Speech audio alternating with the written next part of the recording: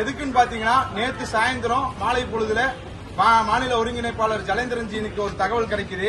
29ஆம் தேதி பேரூர் பட்டீஸ்வரர் கோயில் தேர் ஓடுற மாதிரி இருந்துச்சு. தேர் ஓடுற நிலையில் இருந்தப்போ 2 நாளைக்கு 3 நாளைக்கு முன்னாடி வேணுனே வேற ஏதாவது தலையீடு காரணமாக தேர் ஓடாதுன்னு சொல்லியிருக்காங்க. நாங்க இன்னைக்கு காலையில 9 மணிக்கே நிர்வாகிகளும் இந்து அமைப்பு பொறுப்பாளர்களும் பக்தர்களும் எல்லாரும் கோயில் அலுவலகர்கிட்ட கேட்டோம். அந்த அம்மாட்ட கேட்டோம். அவங்க தன்மையா எல்லா பதிலும் சொன்னாங்க. இந்த மாதிரி ஓட்டுறதுக்கு கோயில் தேர் பழுதடைஞ்சிருக்குங்கிறாங்க.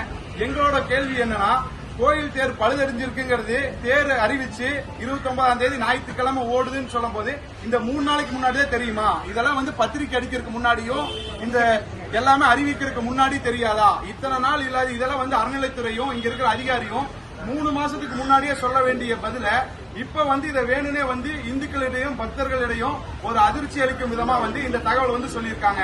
இது முழுக்க முழுக்க கோயில் தேர் எல்லாம் நேற்றே பொள்ளாச்சியிலிருந்து தேர் செய்யறவரும் பொதுப்பணித்துறையிலிருந்து ஆய்வு பண்ணிட்டு போயிருக்காங்க. தேர் நல்லா இருக்கு அப்படின்னு சொல்லி எல்லாம் சொல்லியிருக்காங்க. தேர் ஓடலாம் சொல்லியிருக்காங்க.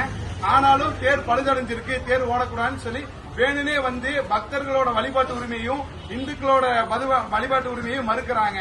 இதை நாங்க உடனடியா இங்க எல்லாம் ஆய்வு பண்ணிருக்கோம். இப்ப நாங்க பார்த்தோம், காலகாலத்து 1000 காலத்துக்கு முன்னாடி இருந்து நம்ம மடாதிபதிகளும் சிவனடிகளார்களும் செய்த தேர் அவங்களும் கூட ஆய்வு பண்ணிருக்காங்க. தேர் நல்லா இருக்குன்னு தான் சொல்றாங்க.